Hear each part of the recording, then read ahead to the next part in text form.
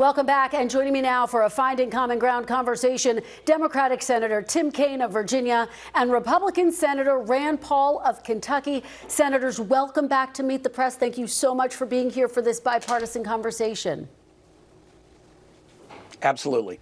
Thanks for having us. Thank you for being here. Let's start with Venezuela and your joint effort to limit President Trump's ability to carry out further military action in that country. Senator Paul, let me start with you. You're one of 5 Republicans who voted to advance this bill last week. We're seeing all of them right now. But 2 of your colleagues, Senators Josh Hawley and Todd Young, then flipped their positions and voted to defeat the resolution. This comes after President Trump threatened you and your Republican colleagues, saying, quote, "You should never be elected to office again." Senator Paul, why do you think the measure failed? You know, I think it's an important debate. You know, our founding fathers discussed this extensively in the Constitutional Convention and in the Federalist Papers, from Hamilton to Jefferson, the whole spectrum. They all decided that the power to go to war was too important to place in the hands of one person. So they said the initiation or the declaration of war would be with Congress. It's important not only because of Venezuela and what can or may still occur down there, but it's the predicate then for Greenland, for Cuba, for Colombia, all of these other threats for Iran. There's at least 5 other countries right now that the president is threatening, but really is not, under the Constitution, his decision alone to make it. It's really Congress's. And when we've really been attacked, we've been pretty united. After Pearl Harbor, Congress was nearly unanimous. After 9/11, Congress was nearly unanimous. But that's the way it's supposed to work. Well, you know, Senator Kaine, let me get your take on what happened, because Senators Young and Hawley say that Secretary of State Marco Rubio gave them assurances that there were no ground troops in Venezuela and that they would come to Congress for authorization before any major military operation. Do you have confidence that that would, in fact, happen? I don't really, Kristen. I mean, the fact that they've made those public commitments, we can hold them to them. But here's what I think Senator Paul and I learned from this, that even though at the end of the day our War Powers Resolution failed because of the 2 Republican switches, it was a very valuable thing to do. Remember that within hours of our first vote, where we had 5 Republicans, President Trump announced that he had called off a second invasion of Venezuela within hours. And then he did make commitments to Senators Hawley and Young that, okay, there will be no ground troops unless we come to Congress and ask for a formal authorization. And second, this whole war had been carried out in secret. The administration had refused even to do a single public hearing about it. They have now agreed that Senator Rubio, Secretary Rubio, will come before the Senate Foreign Relations Committee to talk about it. Why is this wise to do? Why is the Maduro regime still in charge? How long are we going to be there? When can Venezuelans have their own elections? So we were able to change the actions of the administration to some degree by acting in a bipartisan way to file this resolution. And that tells me we ought to file more resolutions and we'll get more positive change. Well, Senator Kaine, you take me to my next question, which is on Greenland. Some of your Democratic and, frankly, Republican colleagues have warned that NATO risks being torn apart because of the president's attempts to annex Greenland. My question for you is, there now more urgency in the Senate to bring a separate War Powers Resolution as it relates to Greenland? You know, I would say that there's probably 3 actions, Kristen, that are possible. One, yes, is a War Powers Resolution, and Senator Paul and I have talked about that. We are on a recess until a week from tomorrow, and we're kind of in discussion about filing that and the timing, and we would be guaranteed a vote. That's one option. The second option is with the announcement yesterday of new tariffs against European nations to sort of punish them if they don't embrace the Seize Greenland agenda.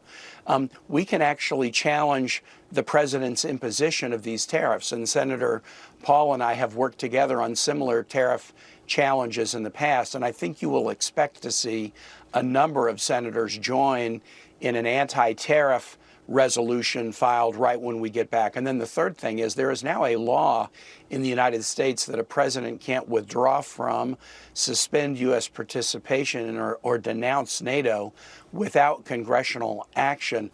And that is also implicated in what the president is doing. So we have a couple of different options, and I know we will be talking about them over the week, but I do think there's a strong bipartisan consensus that the president's threats and loose talk, as my senator colleague, Senator Paul, has said, hey, let's rein in the rhetoric here.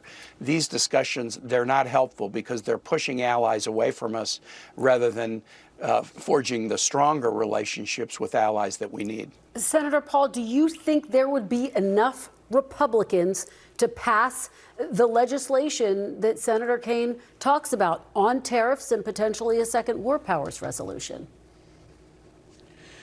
On the war powers or on militarily invading Greenland, I've heard of no Republican support for that, even though most hawkish members of our caucus have said they won't support that. So I think it's going to be very difficult. I think he keeps rattling the cage saying that.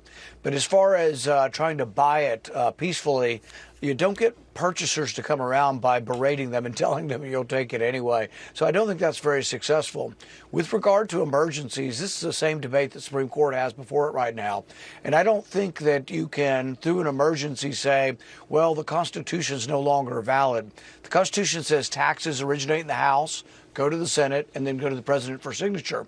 It doesn't say the president can just write up new taxes and threaten them anytime he wishes. So I think this is unconstitutional. Now, he's pointed towards a statute that Congress passed called IEPA.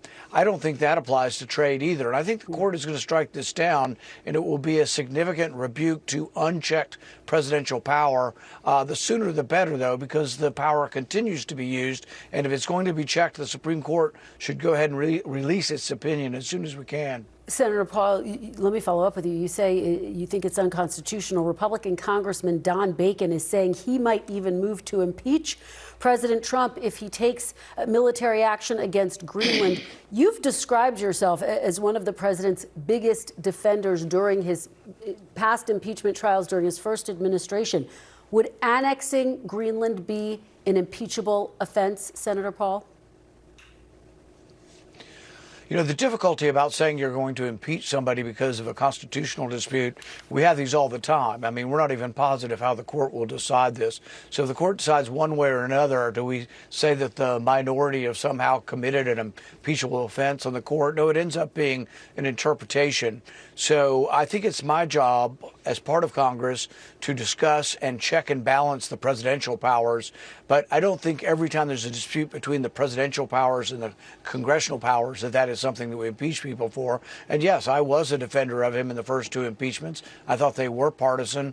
And I think for the most part, they're not good for the country. You know, for the most part, elections, impeachments should be extraordinary, not commonplace. And so I'm hoping that we'll have these debates, that they'll be thorough. And I'm hoping that we don't get to a military invasion.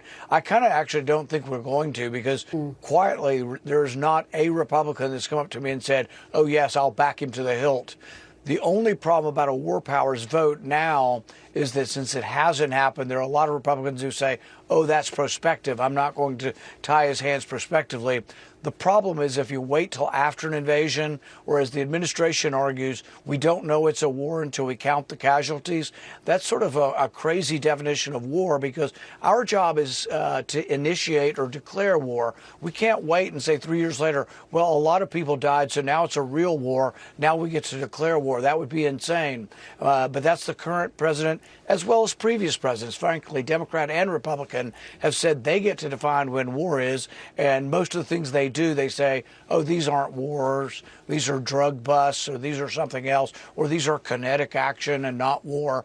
But really, who defines war should be Congress. We should step up, and I'm proud of the fact that we have had a bipartisan coalition. I think Senator Kaine's done a great job in bringing everyone together, and it's an important debate. Look, I mean, our sons and daughters go. I know people who will be fighting these battles, and it's important that they know the country's behind them, but that we've debated it and then we've decided to go to war.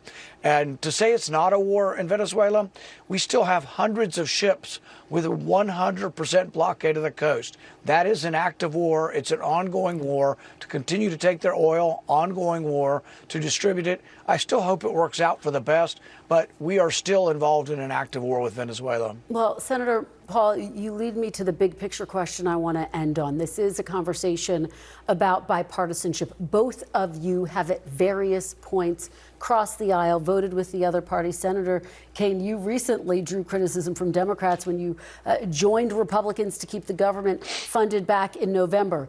Do you think more members of your party need to be willing to cross the aisle to work in a bipartisan fashion in order to break through the partisan gridlock that, quite frankly, is frustrating to so many people across the country? Let me just say, absolutely. I came up in a political culture in Virginia where I was a governor with 2 Republican houses, and if I wasn't able to find common ground, I would get nothing done. And so that is something that I work hard to do, and I will just give credit to Senator Paul. He's the same way. We've been good partners on tariffs, good partners on war powers, and on other issues.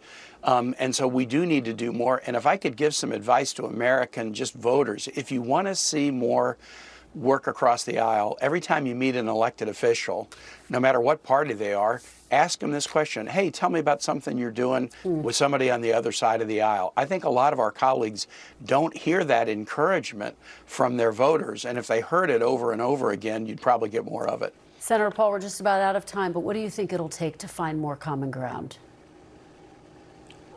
I think true checks and balances, when one party controls all of government, has to come from the majority party as well. So it has to be Republicans brave enough to step forward. And what I do isn't anti-Trump. My opinions are the same as they've been under President Biden, President Obama. I have not changed my opinions. Emergency powers are for emergencies. They should be short-lived. And we can't throw out all of the Constitution's rules on where taxes originate because someone declares an emergency. There are no true emergencies. There's no emergency with Greenland. That's ridiculous. And the idea by the Secretary that, oh, this is to prevent an emergency. Now we're declaring emergencies to prevent emergencies. That would lead to endless emergencies. And that's kind of where we are now. The tariff war, we've declared emergencies with 130 countries. Does anyone really believe that's a valid use of emergencies? Right. So I've argued under both Democrat and Republican presidents, we should rein in and check and balance and constrain the emergency power. Thank you both so much for this bipartisan conversation. We are deeply grateful. Really appreciate it. Senators Tim Kaine and Rand Paul. When we come back, Minneapolis Mayor Jacob Frey joins me next.